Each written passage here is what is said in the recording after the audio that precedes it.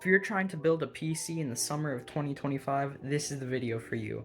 I'm going to be breaking down how to build the PC for you and how to prepare it. Let's get into the video, shall we? Okay, first you gotta plan out your PC build and your budget. Is your budget $600? Is your budget $700? Is your budget $1,000? It all depends. As a reference for today's video, we are gonna be planning out a PC build for $900. Now, let's get into the video, shall we? Okay, so you're going to want to probably go to Chrome and look up PC Part Picker. It's a good thing to help you with PC parts and will show compatibility.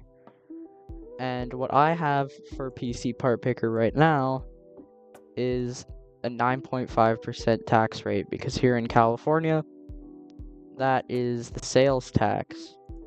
So you're going to want to go to start your build. You're going to want to choose a CPU. For $900, this gives you enough space to probably choose AM5.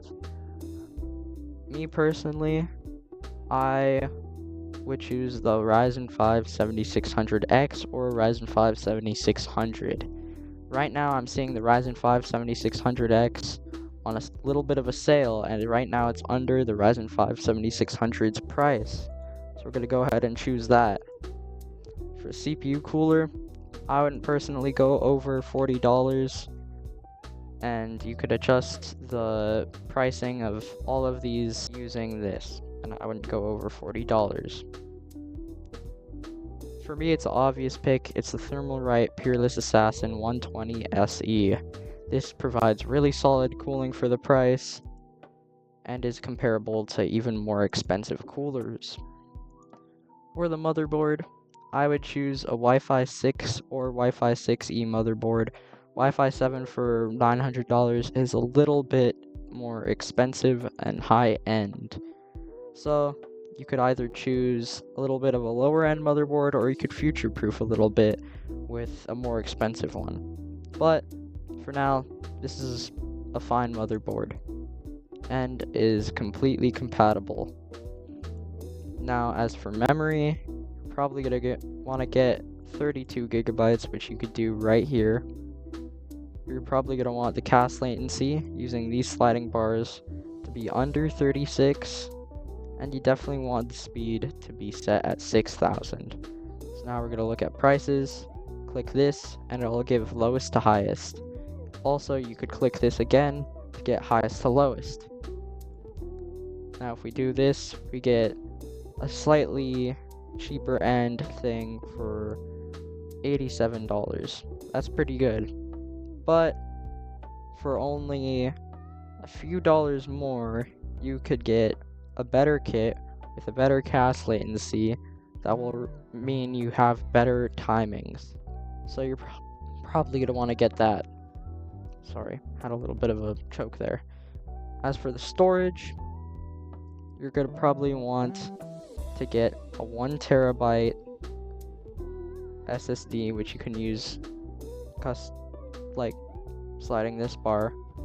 You're gonna want to select Gen 4 SSD for a $900 price tag, lowest to highest, and I would recommend the Clev Cras C910. It is a good, capable SSD with solid timings and a decent 4-star review. It even has a heatsink on it pre-installed, which is really good for the price. And for $57, that's a bargain. Now for the video card, graphics card pricing is a little bit dookie now. I will not lie to you. So you're probably going to want to go to chipset, select anything from 4060, 4060 Ti, 4070, 4070 Super, 7600 XT, 7700, 7800 XT, probably 5060 Ti, and the ARC B580, B570. Those are still great cards. Then you're probably going to want to go and also select the 7900 GRE. Hopefully that is good priced. Then lowest to highest. And honestly, seeing what's the cheapest price is probably the best option. But it'll even tell you if things are out of stock too. I would honestly set the price limit to $400, and this will give you a good amount of prices for you. Me personally, I would probably choose the B570. It's a pretty underrated card, and it's pretty good. Comes with 10 gigabytes of VRAM, which is definitely going to help. But seeing how it's actually only $306, that's making me think that you're probably going to want to go with RX 7600 XT or RTX 4060. I would go with RTX 7600 XT because it's 16 gigabytes of VRAM and actually being slightly better than the 4060. And since it's cheaper, I'd call that a steal. Right now, we're sitting at the $833 price point, so we might want to lower the price of one of these parts. And that's the beauty of PC building. You get to plan out and basically do whatever you want. Now, for the case, we're going to probably want a pretty capable and good airflow micro ATX case. I think that the Montech Air 100 ARGB is a great case with actually really good looks, and the Okinos Aqua 3 is another great option for $70. I would select both of these, but you really can't, so I would just choose one that's cheapest at the time and probably take it. There are definitely other capable cases out there like the Fractal Design Pop Mini Air, and the Deep Cool Matrix is also pretty good too. But for the price, I definitely like the Okinos Aqua 3. Definitely got some pretty capable stuff. It's got 3 pre-installed ARGB fans, and you know that's pretty good. So right now we're sitting at $897. That is not very good for what we have right now. I would consider not cheaping out on a power supply, and $3 for a power supply is definitely not enough. So we're probably going to want to lower the price of one of these things. $339 for the 7600 XT is actually a really good price. If you see it at that price, definitely get it if you're looking for this price range. We're starting to see GPU pricing come down after a few months, so that's good. For me personally, I would probably lower the price of the cooler, maybe. That might help out a little bit.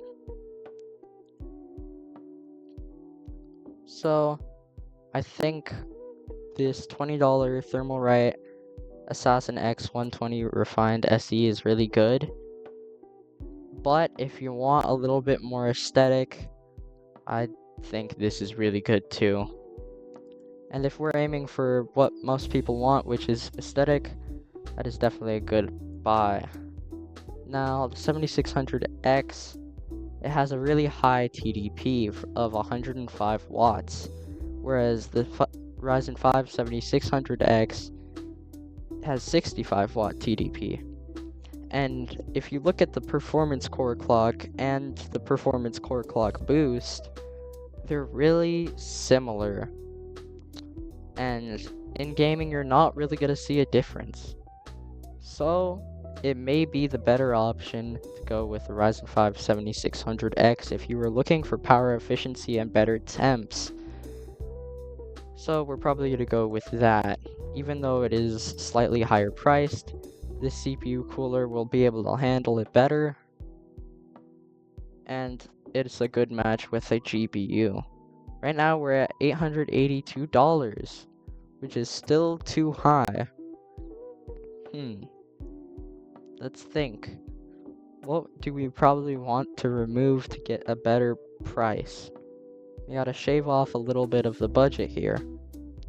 And unfortunately, that means probably taking out 7600 XT, although this price is great. I'd see it more and better capable for a $1,000 build. So, let's yet again see what we can get for a good price. Let's select the 4060, 4060 Ti, 4070, 4070 Super. And then let's go down here, 7600, 7600 XT, 7600 XT. Now let's go back up. $300, let's say $350 as our price limit. And it looks like the 7600 is our best bet. Even though it has a slightly lower VRAM than the ARC B570, if you look at the benchmarks, it actually performs slightly higher in most cases, and it has a lower TDP, which makes it a pretty good deal. So let's choose that. The only problem I'd have is that the 8GB of VRAM is really holding it back.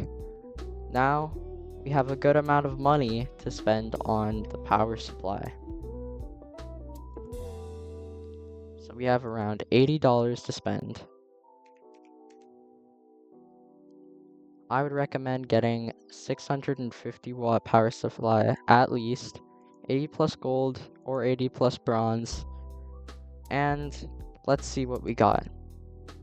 SecoStep GN is definitely a great choice, so I would definitely recommend this, but I would not recommend the Pevia or a Previa Premier. I don't think I'd trust that, or any of the Pevia in general. Thermaltake is decent enough, and honestly, most of the things that seem too good to be true and too cheap to be true probably are. Although the SecoStep GN is actually a really good deal and well regarded for the price. Let's see what else we got. NZXT 750 watt. I would definitely recommend that. That is a good price. MSI Mag A650BE. This is a semi-modular unit, which is actually pretty good. But then again, we got this MSI Mag A750BN, and it's probably on sale right now, and it has a promo discount too. So I would definitely recommend that. It's PCIe 5.2. But honestly, the only thing is we're not going to be really utilizing that PCIe Gen 5 when our graphics card doesn't use it. So I probably wouldn't choose that. Definitely don't get this. This is a Pevia, is not very high quality stuff.